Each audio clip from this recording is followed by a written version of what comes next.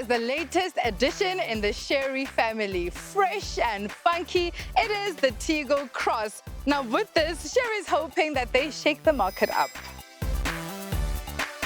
This model slots between the Tiggo 4 and the Tiggo 7, although it is slightly smaller in dimension than the Tiggo 4. However, side by side, I don't think I'd be able to tell much of a difference.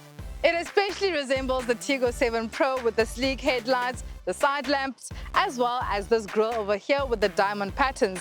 And the Tiggo 7 Pro is quite an attractive car, so that's a thumbs up from me.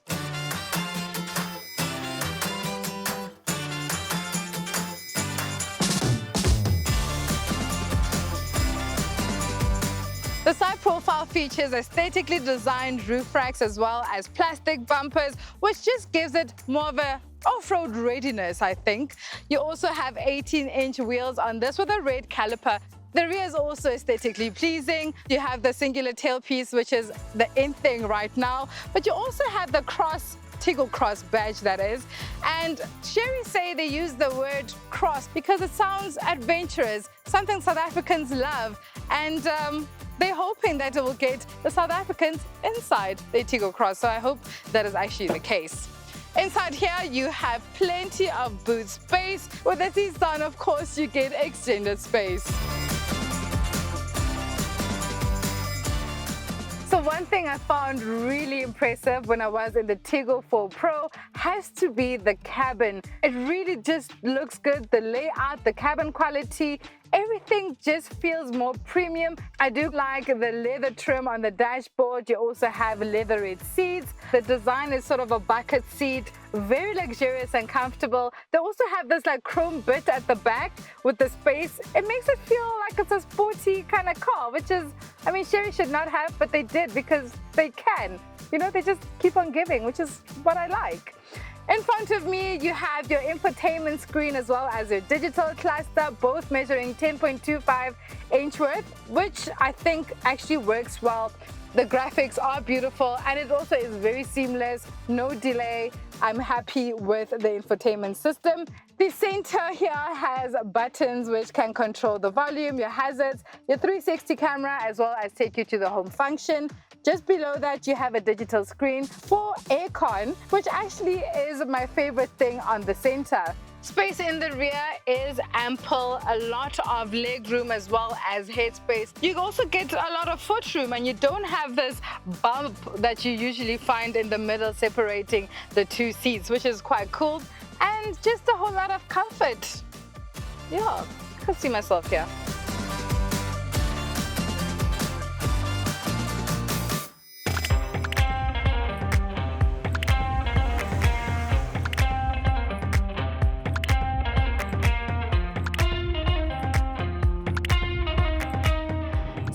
Opened doors in 2008 and they re-entered in 2021, more aggressive than ever and with the intention to really stay and make their mark.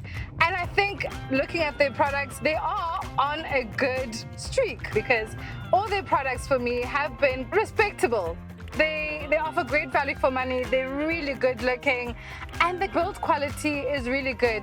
It really does feel like it is more refined even, and just offers a little bit extra. So this is a 1.5 petrol turbocharged engine that is good for 108 kilowatts and 210 Newton meters of torque. So it has enough throttle response and power for overtaking and just, you know, tackling those inclines, which is pretty good. No man, it has a kick, even in eco mode, thanks to that turbo engine, just working like it should. Cabin noise is not bad at all. The insulation in this cabin is actually quite good. The tires also do take in those road imperfections quite well. Suspension is also not hard. This is a car that has been worked on and refined, and feedback has been given and it has been applied, and you can tell. So Chery has said that the market for this car is young professionals and just people looking to downsize and get into something a little bit smaller but also more affordable and manageable. However, when you look at fuel efficiency, it has to be my one downer for this car. You know, the claim figures are around 6.1 liters per 100 kilometers, but I've been averaging about 9.1. which is quite high.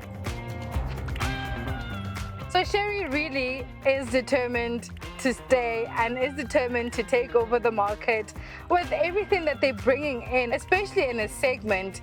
This car, I think, with all these features and this layout, in something a little bit more premium, would cost an arm and a leg. But Chery has been able to give you this at a price point of 400,000 Rand, and that's for the comfort model, which is the base spec, and the elite model comes at 450,000 Rand. So I'm really happy that Chery has been able to keep this at a really competitive price, because that just means more of you South Africans will probably be jumping into this car, which I don't think is a bad thing at all.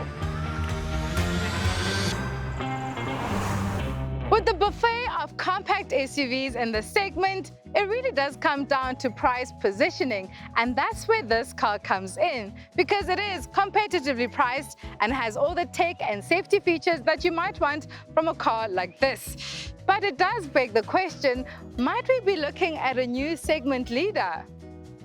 Well, it certainly has all the makings.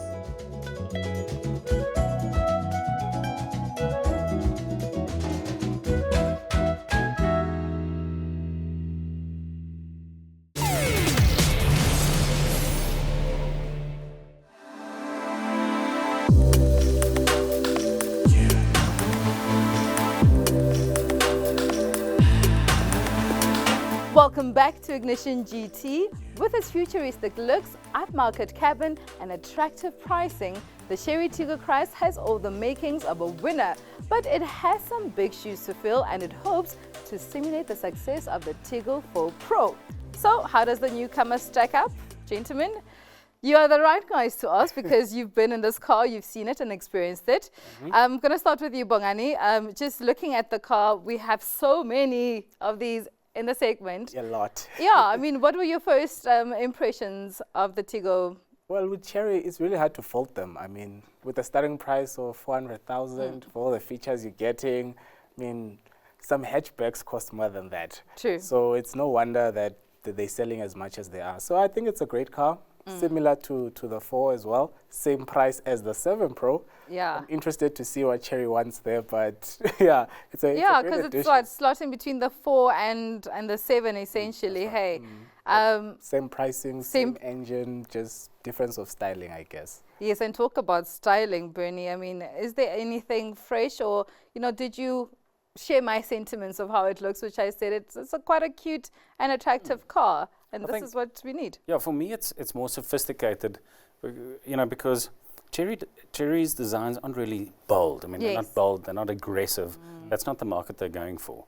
It's quite subdued, and in the long run, I think that'll serve them well. So when a car like the Tiggo Cross comes up with a couple of really interesting design cues, the rear lights, for example, and the front lights, similarly interesting.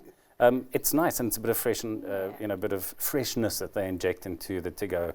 Various Tiggo ranges. So from that point of view, I do like it. Did you feel like, it kind of has an edge over others, or kind of just floating around? Would it be something, a consumer will sort of keep in mind? Well, I think Chery's advantage is the fact that there's no optional extras. The price is the price. Yes. You don't have to go add a sunroof or, reversing camera. What you're buying is what you're buying. Yeah. So I think that's how they've been able to just get into the market and win people over. That's true. Bernie, in closing actually with this, I mean, I'm sure they're bringing in a lot of cars, Chery, that is. Are there any that you've kind of seen and you're anticipating, the launch of in the Chery segment?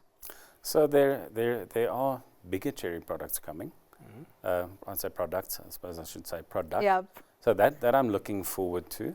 And I think we'll see more sophistication. I think that is the word that I'd like to actually put on the Tiggo Cross. Yeah. It's a more sophisticated car than we've well, it's not like the others are unsophisticated, but this elevates the sophistication for me.